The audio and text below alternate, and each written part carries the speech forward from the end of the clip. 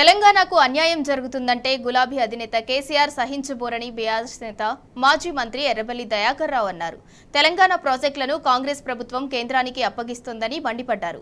కాంగ్రెస్ ను గెలిపించి ప్రజలు మోసపోయారని అన్నారు. అక్రమ కేసులతో అడ్డుకోవాలని చూస్తున్న రేవంత్ సర్కార్ను ఎదుర్కొనేందుకు కార్యకర్తలు సిద్ధంగా ఉన్నారని ఎర్రబెల్లి అన్నారు. జనగామలో బీఆర్ఎస్ నియోజకవర్గ కార్యకర్తల విస్తృత స్థాయి సమావేశం జరిగింది. ఇందులో ఎమ్మెల్యేలు పల్లా రాజేశ్వర్ రెడ్డి, కడియం శ్రీహరి, బీఆర్ఎస్ ప్రజాప్రతినిధులు, నేతలతో కలిసి ఆయన పాల్గొన్నారు.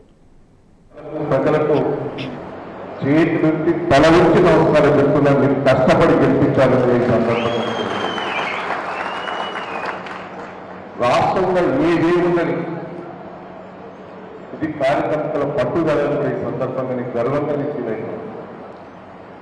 ప్రజలు కూడా ఎక్కువ ఆలోచన చేశారు. రాబోయే రోజుల్లో మన స్కీమ్స్ దేశంలో పట్టినే అద్భుతంగా ఉన్నాయి. నాకు అనుభవం మీద చెప్తున్నా. ఏం చేశాం?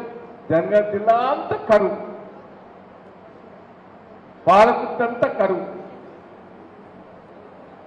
కేసీఆర్ గారు వచ్చిన తర్వాత దేవాలయాలు అద్భుతంగా అడిగినన్ని డబ్బులు ఇచ్చి రిజర్వాయర్ పూర్తి చేసి నీళ్ళు ఇచ్చిన ఆ మహానుభావుడు కేసీఆర్ 24 గంటల కరెంట్ ఇచ్చారు, రైతు బంధు ఇచ్చాడు. ఎన్ని ఇచ్చినా ప్రజల లోపల ఇంకేం వస్తుందో, వేరే ప్రభుత్వం వస్తే ఇది ఇస్తారు అది ఇస్తారని ఆశలు పెట్టారు.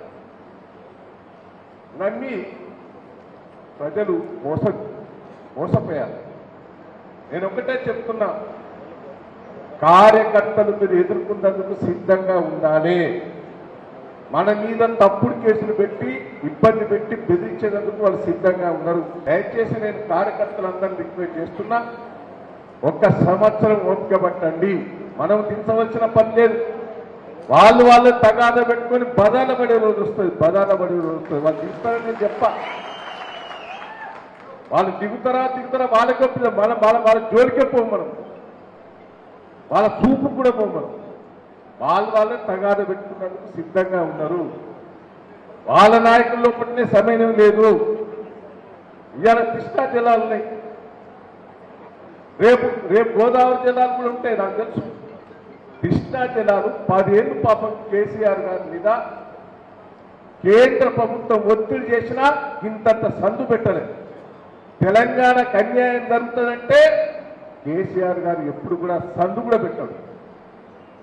వాళ్ళు ఎంత ఒత్తిడి చేసినా ఎంత కార్యక్రమం చేసినా సందు పెట్టకపోతే ఇవాళ తెలంగాణ కాంగ్రెస్ ప్రభుత్వం వాళ్ళకు ఒప్పజెప్పిందంటే దీన్ని బట్టే మనం అర్థం చేసుకోవాలని ఈ సందర్భంగా వాళ్ళు భయపడి ఏ కష్టం వచ్చినా ఆదుకున్నందుకు సిద్ధంగా ఉంటాం. లోపాలు జరిగినాయి, ఆ లోపాలన్నీ సవరించుకొని క్లియర్గా సమీక్ష చేసుకొని అందరం ముందుకు పోయేందుకు సిద్ధంగా పార్టీ కూడా నిర్ణయించుకున్నాడు.